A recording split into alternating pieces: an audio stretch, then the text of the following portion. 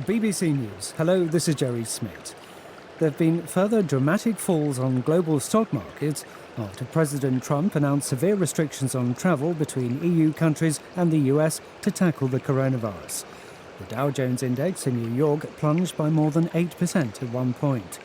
The measures announced by Mr. Trump took almost everyone by surprise and raised concerns about the lack of a clear coronavirus policy in Washington. From Wall Street, here's Samira Hussein. U.S. financial markets have been looking for direction. They've been looking for some leadership. And that is why you heard from U.S. President Donald Trump late last night in a very rare evening address from the White House.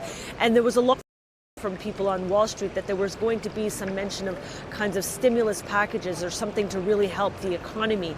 But if you're seeing these kinds of massive falls the day after an evening speech like that, it is clear that Wall Street did not like what the president had to say.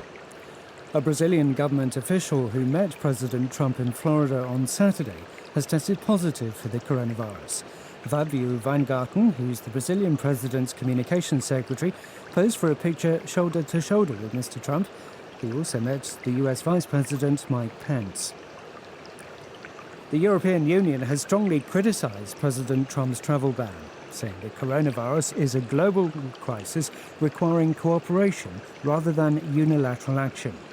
In Spain, the entire government is undergoing tests after a minister contracted the virus, and football matches in Spain's top two divisions have been postponed for 2 weeks. The president of the Spanish Football Federation, Luis Rubiales, said he was pleased that citizens' health was being given priority. We